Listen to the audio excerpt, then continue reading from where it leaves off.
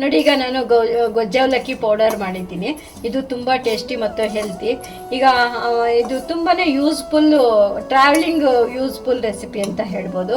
ಇವಾಗ ತುಂಬ ಹೊರಗಡೆ ಹೋಗ್ತೀವಿ, ಬೇರೆ ಕಡೆ ನಮಗೆ ಫುಡ್ಡು ಸರಿ ಹೋಗಲ್ಲ. ಈ ನಾನ್ ವೆಜಿಟೇರಿಯನ್ಗೆ ಎಲ್ಲೋದ್ರೂ ಫುಡ್ಡುಗಳು ಸರಿ ಹೋಗಲ್ಲ ನಮ್ಮಂಥವ್ರಿಗೆ.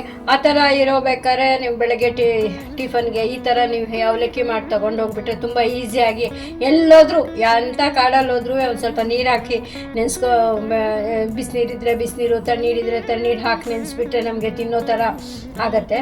ತುಂಬ ಯೂಸ್ಫುಲ್ ಅಂತ ಅನ್ನಿಸ್ತು. ಅದಕ್ಕೋಸ್ಕರ ನಾನು ಎಲ್ಲರಿಗೂ ಯೂಸ್ ಆಗಲಿ ಅಂತಲೇ ತೋರಿಸ್ತಾ ಇದ್ದೀನಿ. ನೋಡಿ ಈಗ ನಾನು ಮಾಡಿದ್ದೀನಿ ಇದನ್ನು. ನೋಡಿ ಈಗ ಈ ಥರ ನೋಡಿ, ಇದು ನೀವು ವೀಕ್ 1-2-3 ವೀಕ್ ಇಟ್ಕೋಬೋದು, 1-2 ವಾರ ಇಟ್ಕೋಬೋದು, ಏನಾಗಲ್ಲ. ಯಾವ ಪ್ರಿಸರ್ವೇಟಿವ್ ಹಾಕಿಲ್ಲ, ಯಾಕಿರೋ ಎಣ್ಣೆನೇ ಪ್ರಿಸರ್ವೇಟಿವು. ಈ ಥರ ನೀವು ನಿಮ್ಗೆ ಎಷ್ಟು ಬೇಕೋ ಅಷ್ಟು ಕಲಸಿ ತಿನ್ಬೋದು. ಇದಕ್ಕೆ ನಾನೀಗ ಬಿಸಿನೀರು ಹಾಕಿ ಕಲಿಸ್ತಾ ಇದ್ದೀನಿ. ನೋಡಿ, ನಿಮಗೆ ಅವೈಲೇಬಲ್ ಬಿಸಿನೀರು ಇಲ್ಲ ಅಂದಾಗ ತಣ್ಣೀರೇ ಹಾಕ್ಕೋಬೋದು.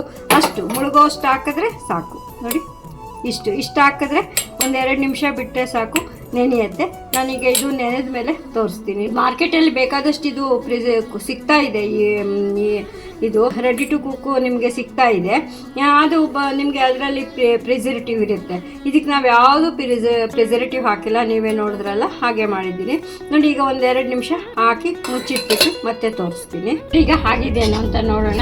ನಮಗೆ ನಾನು 2 ನಿಮಿಷನೇ ಬಿಟ್ಟಿದ್ದು, ಬೇಕು ಅಂದರೆ ಇನ್ನೂ 1 ನಿಮಿಷ ಬಿಟ್ಕೋಬೋದು. ನೋಡಿ, ಈಗ ಬಿಸಿನೀರು ಹಾಕಿದ್ರೆ 1-2 ನಿಮಿಷ ಬಿಟ್ಬಿಟ್ರೆ ಬಿಸಿಯಾಗಿ ತಿನ್ನೋಕೆ ಚೆನ್ನಾಗಿರುತ್ತೆ. ಮತ್ತು ನೀವು ತಣ್ಣೀರು ಹಾಕಿಟ್ರೂ ತಿನ್ಬೋದು, ಚೆನ್ನಾಗೇ ಇರುತ್ತೆ. ತುಂಬ ಟೇಸ್ಟಿ ಮತ್ತು ಹೆಲ್ತಿಯಾಗಿ.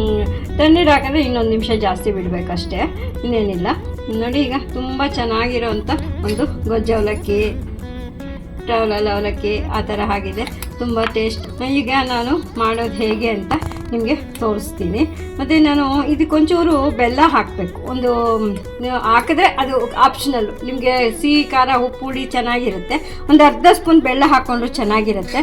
ನಂದು ಅದು ಮಾಡೋವಾಗ ಅದು ಸ್ಕ್ರಿಪ್ ಆಗಿದೆ. ನೀವು ಬೇಕು ಅಂದರೆ ಒಂದು ಅರ್ಧ ಸ್ಪೂನು ಬೆಲ್ಲನೂ ಸೇರಿಸ್ಕೋಬೋದು. ತುಂಬ ಹೆಲ್ತಿ ಆ್ಯಂಡ್ ಟೇಸ್ಟಿ ಕೋವಾ ರೆಡಿಯಾಗಿದೆ. ಈಗ ಒಂದು ದೊಡ್ಡ ಬೌಲ್ ನಾನು ತೊಗೊಂಡಿದ್ದೀನಿ. ನಾವು ಟ್ರಿಪ್ಗಳಿಗೆ ಆ ಥರ ಹೋದಾಗ ಜಾಸ್ತಿ 1 kg, ಅರ್ಧ kg ನಾವು ಜನ ಎಷ್ಟು ಹೋಗ್ತೀವೋ ಅಷ್ಟು ನೋಡಿ ತೊಗೋಬೋದು. ಈಗ ನಾನು ಒಂದು ಬೌಲ್ಗೆ ಮಾಡಿ ತೋರಿಸ್ತಾ ಇದ್ದೀನಿ.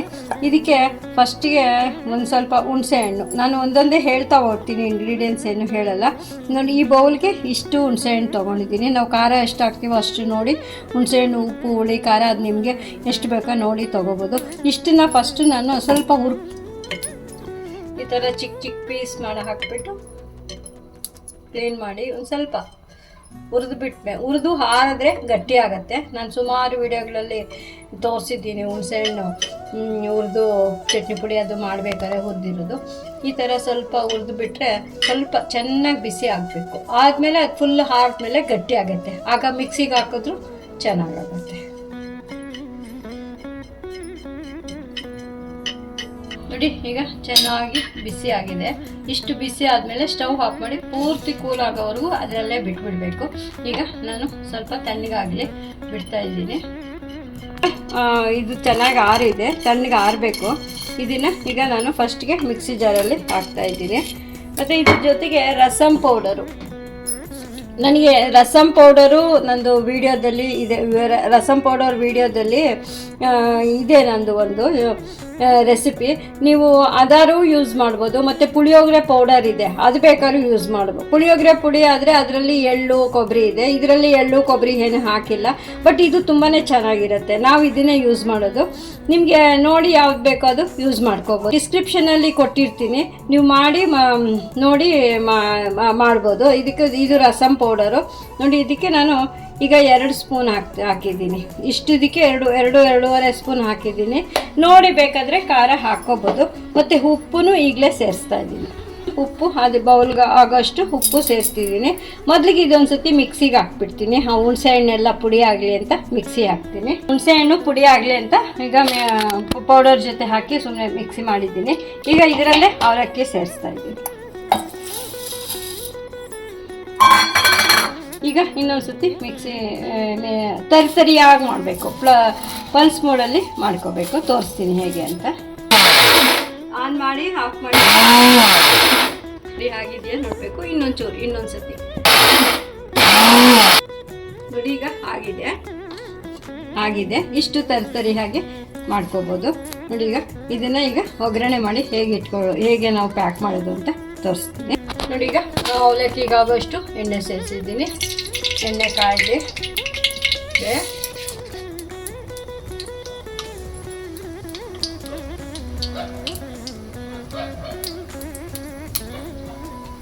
ನಿಮ್ಗೆ ಎಷ್ಟು ಬೇಕೋ ಅಷ್ಟು ಕಡಲೆಕಾಯಿ ಬೀಜ ಸೇರಿಸ್ಕೋಬೋದು.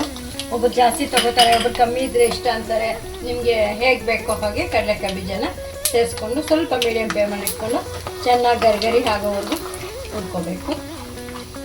ಹಾಕ್ತಿದ್ದಂಗೆ ಸ್ವಲ್ಪ ಉದ್ದಿನಬೇಳೆ ಕಡಲೆಬೇಳೆ ಆಪ್ಷನ್ ಇದೆ, ನೀವು ಬೇಕು ಅಂದರೆ ಹಾಕ್ಕೋಬೋದು. ಒಂದು ಚಿಟಿಕೆ ಹಿಂಗು ಸೇರಿಸ್ತಾ ಇದ್ದೀನಿ. ಪುಡಿಯಲ್ಲಿ ಹಾಕಿದ್ದೀವಿ ಅಂದ್ರೂ ಒಂದು ಚಿಟಿಕೆ ಸ್ವಲ್ಪ ಸ್ಮೆಲ್ಗೆ ಹಿಂಗು ಹಾಕಿದ್ದೀನಿ. ಮತ್ತು ಕರಿಬೇವು, ಒಣಮೆಣ್ಸಿನ್ಕಾಯಿ, ಬ್ಯಾಡಗಿ ಒಣಮೆಣ್ಸಿನ್ಕಾಯಿ ಇದ್ದರೆ ಹಾಕಿದ್ರೆ ಚೆನ್ನಾಗಿರುತ್ತೆ. ಒಳ್ಳೆ ಗಮ್ಮ ಅಂತ ಚೆನ್ನಾಗಿರುತ್ತೆ. ಒಂದೇ ಒಂದು ಒಣಮೆಣ್ಸಿನ್ಕಾಯಿ, ಖಾರ ಇದೆ ಪೌಡರು, ಮತ್ತು ಸ್ವಲ್ಪ ಅರಿಶಿನ ಪೌಡರಲ್ಲೂ ಹಾಕಿದ್ದೀನಿ. ಅರಿಶಿನ ಅಂದರೂ ಸ್ವಲ್ಪ ಅರಿಶಿನ ಇಷ್ಟ ಆಗಿದೆ. ಈಗ ಸ್ಟವ್ ಆಫ್ ಮಾಡಿಬಿಡ್ತೀನಿ. ಸ್ಟವ್ ಆಫ್ ಮಾಡಿ ಇದು ನಾವು ಮಾಡಿರೋಂಥ ಪೌಡರ್ನ ಕಲಿಸ್ತೀವಿ.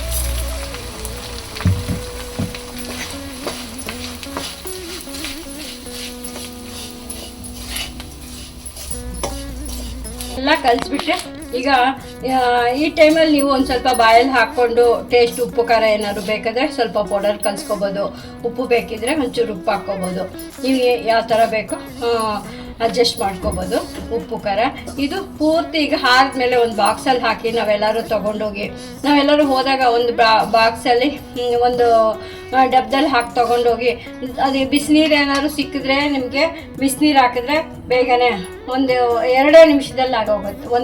ಒಂದೇ ನಿಮಿಷದಲ್ಲಿ ಆಗೋಗುತ್ತೆ. ಬಿಸಿನೀರು ಹಾಕಿದ್ರೆ ನಿಮಗೆ ತಣ್ಣೀರು ಹಾಕಿಟ್ರೆ ಒಂದು 2-3 ನಿಮಿಷ ನೀವು ನೆನೆ ಹಾಕಿಬಿಟ್ಬಿಟ್ರೆ ನಿಮಗೆ ಅದು ತುಂಬ ಚೆನ್ನಾಗಿ ಗೊಜ್ಜು ಅವಲಕ್ಕಿ ಆಗುತ್ತೆ.